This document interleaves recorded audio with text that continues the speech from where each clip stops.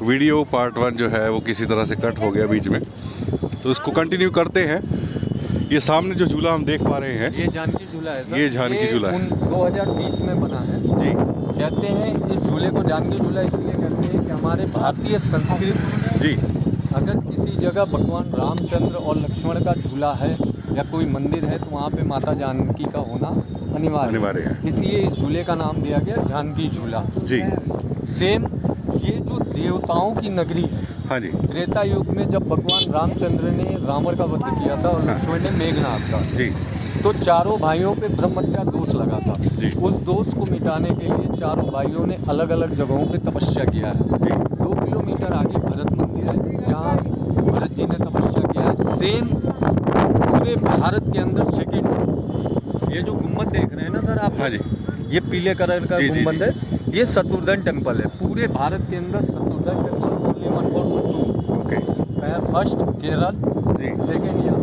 इसके अलावा शत्रुघ्न जी का मंदिर कहीं नहीं है। ओके। लेकिन जब आप यहाँ से 70 किलोमीटर ऊपर जाते हैं, देवप्रयाग है जहाँ पे 2 नदियाँ मिलती हैं, एक अलकनंदा, दूसरी मंद भागीरथी गंगा। जी। लेकिन जब आप उससे भी ऊपर जाते हैं रुद्रप्रयाग, वहाँ भी 2 नदियाँ संगम होती हैं, एक अलकनंदा, दूसरी मंदाकिनी। मंदाकिनी केदारनाथ से आती है, अलकनंदा बद्रीनाथ से आती है, गंगा गंगोत्री से आती है। 3 नदियों का संगम होकर यही गंगा जी। रुद्रप्रयाग, देवप्रयाग से बहते हुए ऋषिकेश, हरिद्वार, इलाहाबाद, कानपुर, कलकत्ता महासागर में जाकर मिलती है। लेकिन इस गंगा जल का जो जल है जी। इतना पवित्र होता है कि हमारे हिंदू धर्म में जी। हम लोग इसको डब्बे में भर के घर पे ले जाते हैं और किसी भी शुभ कार्यों को करने से पहले जी। इसका छिड़काव करते हैं। हाँ जी। कहते हैं ये जल एक डब्बे में भर के रख दीजिए, हमारा जीवन खत्म हो जाएगा, लेकिन इसके जल में कचरा नहीं होता है। ये गंगा इतनी पवित्र मानी है। लेकिन अदर साइड में जो हम लोग देखते हैं, ये पूरा एरिया स्वर्ग आश्रम है। हाँ जी। यहाँ पे द्वापर युग में 5 पांडवों ने विश्राम किया था और भगवान शिव की आराधना पूजा की, इसलिए इस जगह को बोलते हैं स्वर्ग आश्रम। अच्छा। कहते हैं द्वापर युग में जब 5 पांडवों ने महाभारत युद्ध विजय प्राप्त किया था, तो उसमें अपने भाइयों की, मित्रों, चाचाओं की, गुरुओं की हत्या किया था, इसलिए उनके ऊपर हत्या दोष लगा था। लेकिन जब उन्होंने भगवान विष्णु से पूछा कि इस पाप का प्रायश्चित क्या है, भगवान विष्णु ने उन्हें कहा कि आप अगर प्रायश्चित पाना चाहते हैं तो आप भगवान शिव की आराधना पूजा करिए। उन्होंने भगवान शिव की आराधना पूजा करनी चाहिए, लेकिन भगवान शंकर ने उन्हें मना कर बोले आपने गुरुओं चाचाओं की हत्या किया है, इसलिए मैं आपको दर्शन नहीं दे सकता। तब भगवान शंकर ने भैंसे का रूप लेकर के एक केदार घाट, जी। जहाँ पे केदारनाथ टेम्पल है, वहाँ पे भगवान शंकर ने भैंसे का रूप लिया और जमीन के अंदर समाने लगे। भीम ने उनका दोनों पैर पकड़ा, तो भगवान शंकर ने उस जमीन से निकलने के लिए अपने मत्थे को जमीन पे पटका। अच्छा। तो वो जब जमीन पे पटके तो वो पर्वत बना पशुपतिनाथ, नेपाल। जी। और जो पीछे का हिस्सा है पीठ, ये है केदारनाथ। जी। जो केदारनाथ में यहाँ कोई न शिवलिंग है न कोई वो है, यहाँ सिर्फ स्टोन है, पत्थर है। जी। इसीलिए इसको बोलते हैं ज्योतिर्लिंग शिवलिंग। और पहले जो नेपाल में है सिंह वाला, मुंह वाला, उसको बोलते हैं पशुपतिनाथ। जी। उसके बाद नीचे आकर 5 पांडवों ने यहाँ विश्राम किया, भगवान शिव की आराधना पूजा की और इस शिवलिंग की स्थापना किया। कहते हैं इसको पंच पांडव रामेश्वरम, भारत का सेकेंड रामेश्वरम। जी। First Rameshwaram south Chennai, second ये। अच्छा। अभी हम लोग दर्शन करेंगे, यहाँ शालिग्राम शिवलिंग है। जी। आइए। ये है भारत का सेकेंड रामेश्वरम, शालिग्राम शिवलिंग। अच्छा।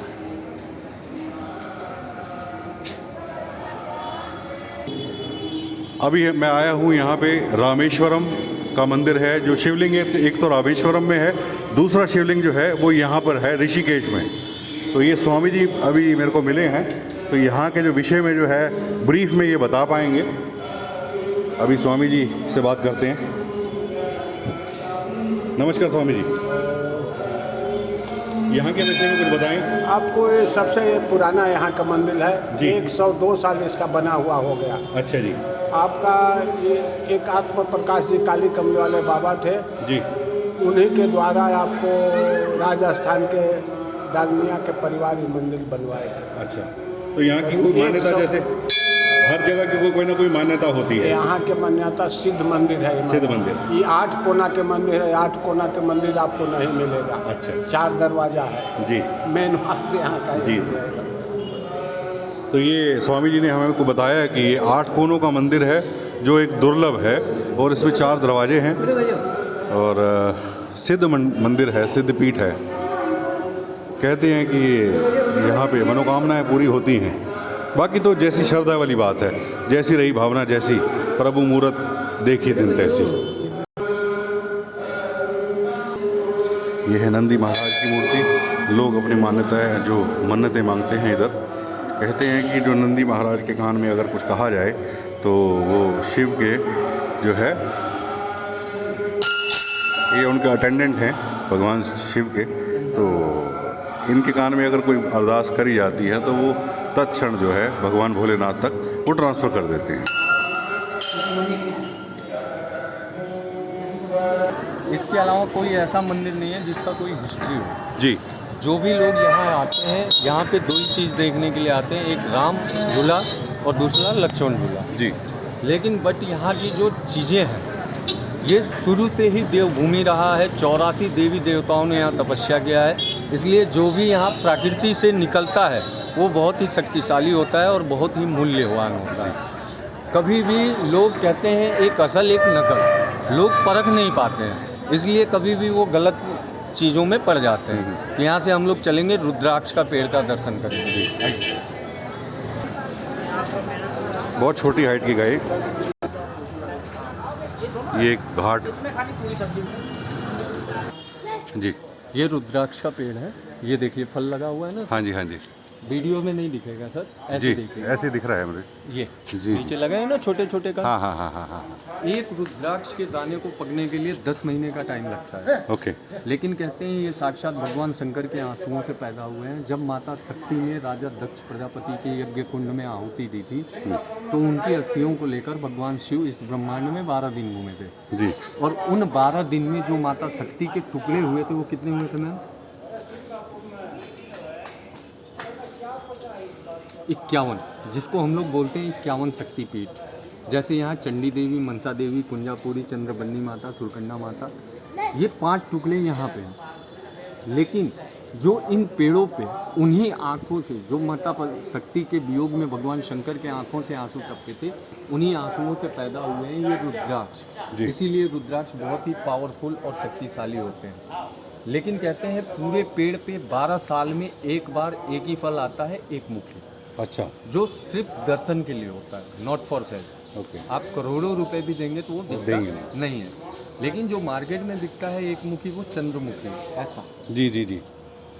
लेकिन जो हर साल आता है इस पेड़ पे रुद्राक्ष, वो 2 मुखी से लेके 21 मुखी 14 मुखी तक का होता है। ओके। बट रियल जो मार्केट में आप देखते हैं रुद्राक्ष, ये रुद्राक्ष नहीं है सर, ये भद्राक्ष है। रियल रुद्राक्ष इन पहाड़ों से निकलने वाला जड़ी बूटी है। अच्छा। जो लोग नहीं जानते हैं वो इसको एक लकड़ी का माला समझ के गले में पहन लेते हैं। बट रुद्राक्ष साक्षात भगवान शिव और माता पार्वती का अंश रूप माना गया है।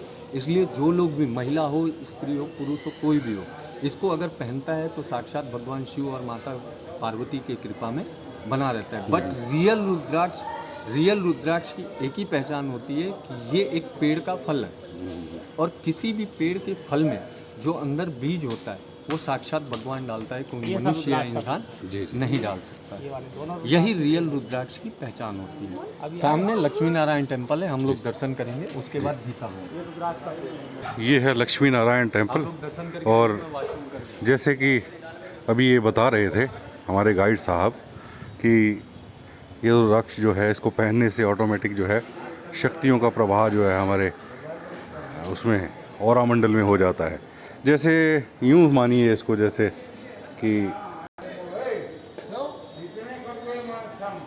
कि हमारे गाइड साहब बता रहे थे, तो कंटिन्यू करते हैं कि इसको धारण करने से जो हमारा ऑरा मंडल है उसमें विशेष परिवर्तन आता है। या इसको यूँ समझिए उस उदाहरण से कि जैसे हम वाईफाई की जोन में आ जाते हैं, तो हमारे अगर डिवाइस में वाईफाई का कनेक्शन है तो हम चाहें ना चाहें उसका ऑटोमेटिक जो है कनेक्शन हमारे से जुड़ जाता है। तो आगे चलते हैं, ये मंदिर आपको दर्शन कराते हैं।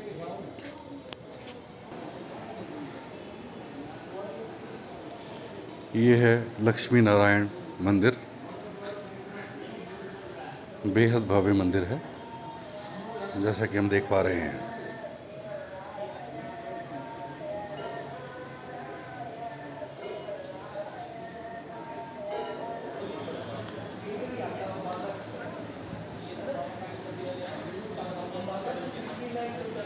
ये एंट्रेंस है और ऊपर की जो वॉल है इस पर पेंटिंग्स लगा रखी हैं।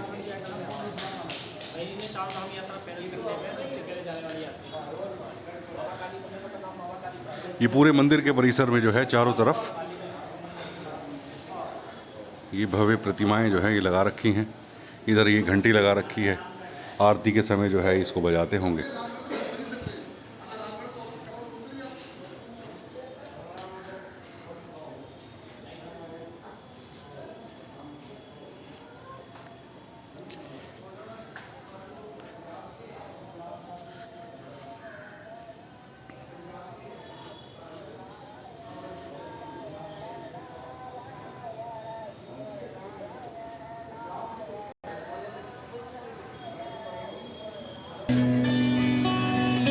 शिव शिव शिव शंभो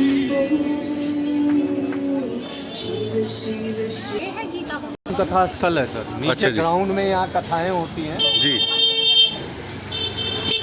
आगे हम लोग चल रहे हैं गोरखपुर गीता प्रेस गोरखपुर जी। वहाँ दीवालों पे जो लिखा हुआ है हैंड राइटिंग, वो ऑल गीता लिखी गई है। अच्छा जी। बट पूरे भारत में आप कहीं भी घूम लीजिए, हाँ। संपूर्ण भगवत गीता, हाँ यहाँ तक कि आप वीडियो चला रहे हैं, मैं आपको वीडियो के माध्यम से जानकारी देना चाहता हूँ कि 99% लोगों को हाँ। हमारी जो धार्मिक पुस्तक है श्रीमद् भागवत गीता, उसमें का श्लोक उनको नहीं मालूम है कि कितने श्लोक हैं। जी।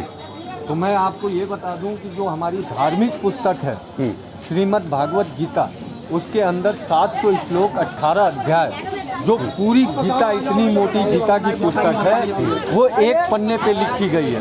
अच्छा जी। ये है गीता भवन और यहाँ हम एंटर कर रहे हैं अभी अपने गाइड मिस्टर पिंटू सिंह जी के साथ।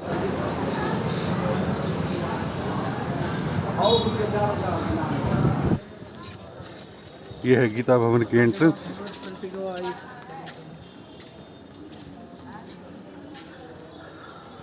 और नियम और सर गीता भवन, जी। ये जो हैंड राइटिंग देख रहे हैं हाँ। ऑल गीता लिखी गई है, इसलिए इसको कहते हैं गीता का भवन।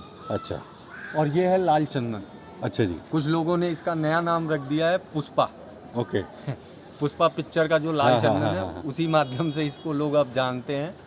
और ये जो सामने आप लोग मंदिर देख रहे हैं, जी। ये लक्ष्मी नारायण टेम्पल है गीता भवन का। जी। और इसके बैक साइड में 1 पेज पे गीता लिखी गई है पूरी। ओके। तो मैं आपको दिखाता हूँ। ये जैसा कि हम देख पा रहे हैं पूरी की पूरी जितनी भी मंदिर परिसर की दीवारें हैं, इन पर जो है गीता के सारे श्लोक लिखे हुए हैं।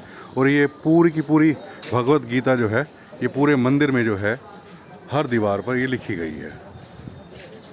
बार देख रहे हैं ना जी। सर, वाइट फ्रेम दिख रहा है, हाँ हाँ। वो संपूर्ण भगवत गीता है जी। एक पन्ने पे। वीडियो लेना मना है, अंदर फोटो लेना। अच्छा। आप लोग दर्शन करके आइए। हर दीवार पर जो है यहाँ पे श्लोक जो है उकेरे गए हैं। पूरी की पूरी जो गीता का सार है वो इस मंदिर परिसर के पूरे प्रांगण में हर दीवार पे जो है लिखा गया है। और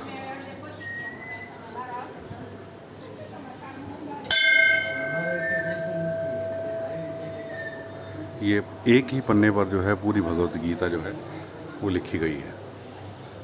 ये भी एक अपने आप में एक अद्भुत बात है।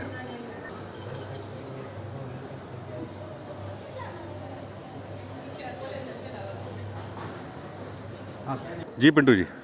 ये है सर ब्रह्म कमल। अच्छा जी। इस पे जब आप मई महीने में आते हैं हाँ। तो इसके ऊपर वाइट कमल लगता है। अच्छा जी। और ये जब सूर्य की किरण इस पे पड़ती है तो इसकी पंखुड़ियाँ बंद हो जाती हैं।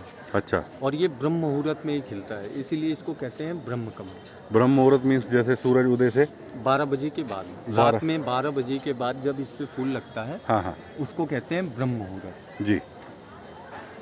कमाल की अद्भुत बात बताई पिंटू जी ने। ब्रह्म कमल जो है इस वृक्ष पर जो खिलता है और रात को 12 बजे के बाद वो खिलता है, और सुबह जैसे ही सूरज की पहली किरण उस पर पड़ती है तो वो ऑटोमेटिक जो है वो बंद हो जाता है। और ये कितने टाइम में खिलता है जी? ये सर मई महीने में खिलता है, मई में खिलता है। रात को 12-1 बजे के बाद। ओके। और बहुत सुंदर ये गार्डन बना रखा है गीता मंदिर में। बहुत सारे भव्य फूल हैं, पिंक कलर के, रेड कलर के गुलाब दिखाई दे रहे हैं, सूरजमुखी के फूल हैं, ब्लू कलर के फूल दिखाई दे रहे हैं जो बहुत कम देखने को मिलते हैं। बहुत सुंदर। द्वापर युग में जब 5 पांडवों ने जी अपना राजपाट हारा था गौरवों से, जी। तो माता द्रौपदी ने इसी लक्ष्मी यंत्र की पूजा की थी और अपना राजपाट वापस किया था। इसीलिए इसको बोलते हैं इस ब्रह्मांड का सबसे शक्तिशाली यंत्र। जी जो लोग, जो पुरुष, जो महिला, जो भी यात्रीगण हैं, वो अपने घरों में जो श्रीयंत्र को स्थापित करते हैं जी पूजा स्थल पे, वो सदा उनके घर में जो नकारात्मक शक्तियाँ हैं उसको वो दूर करती है, और बाहर की जो पॉजिटिव ऊर्जा है उसको वो अंदर प्रवेश करती है। लक्ष्मी यंत्र इस ब्रह्मांड का सबसे शक्तिशाली यंत्र माना गया है जी। लेकिन रियल स्फटिक होना चाहिए। ओके। सुंदर कांड में लिखा गया है, स्फटिक शिला बैठे दो भाई। लक्ष्मण जी को जब क्रोध आता था तो भगवान रामचंद्र उनको स्फटिक के ही शिला पे बैठाते थे। अच्छा। तो अब हम लोग यहाँ से जो लास्ट मूवमेंट है हमारा दर्शन का, वो है गवर्नमेंट ब्रांच यानी गवर्नमेंट अंडरटेकिंग, जो 12 साल में एक मुखी रुद्राक्ष आता है उसका दर्शन है। उसका दर्शन करने से हजारों मंदिरों का फल प्राप्त होता है। And you of the government sell by 2 मुखी से लेकर 14 मुखी real rudraksha. Okay. But choice your purchase, जी ये आपकी इच्छा है, आप लेना है तो लीजिए, नहीं लेना है तो कोई फोर्स नहीं है। ठीक है। बट 120% रियल है। बहुत अच्छी जानकारी जो है पिंटू जी हमें दे पा रहे हैं कि स्फटिक के बारे में बताया कि जिसको ज़्यादा गुस्सा आता है, क्योंकि स्फटिक जो है एक हज़ारों साल जो है वो बर्फ़ जो है वो कहीं दबी रह जाती है और वो बर्फ़ स्फटिक का रूप जो है में परिवर्तित हो जाती है। तो उसको पहनने मात्र से, उसको रखने मात्र से जो है हमारे जो गुस्से में नियंत्रित होता है, हमारा बीपी जो है वो नॉर्मल होता है। साइंटिफिक है, उसमें कोई वो नहीं है कि बरम बुलेखो वाली बात या कुछ ऐसी बात, क्योंकि वो एक ठंडा पत्थर है, आइस का एक बदला हुआ रूप है। इसी कारण से जो है वो कहीं बॉडी से हमारी टच होता है और बीपी की प्रॉब्लम जो है हमारी कई हद तक नॉर्मल हो जाती है। ये स्फटिक है जी, स्फटिक है ये जी। हिमालय में जो हजारों लाखों साल पुराना बर्फ हो जाता है तो ये जमने के बाद कन्वर्ट होकर के स्फटिक बनता है जी। और जो गवर्नमेंट की यहाँ ब्रांचेज हैं, गवर्नमेंट अंडरटेकिंग ब्रांच है, वो इसकी कटिंग करके 2 चीज़ें बनाते हैं। पहला स्फटिक माला जो बीपी वगैरह गुस्सा के लिए काम करता है, दूसरा ये लक्ष्मी यंत्र। ये जो लक्ष्मी यंत्र है महिला अपने घरों में पूजा स्थल पे स्थापित करती हैं। इसमें छोटा भी आता है और बड़ा भी आता है, जो बहुत ही लाभदायक होता है। अंदर चलेंगे हम लोग, एक मुखी रुद्राक्ष का दर्शन करेंगे जिसका कोई चार्ज नहीं, कोई पैसा नहीं, रियल रुद्राक्ष। ये है नेचुरल स्फटिक जिसका जिक्र ये पिंटू जी कर रहे थे। ये गंगा जी के घाट पर माँ गंगा का मंदिर।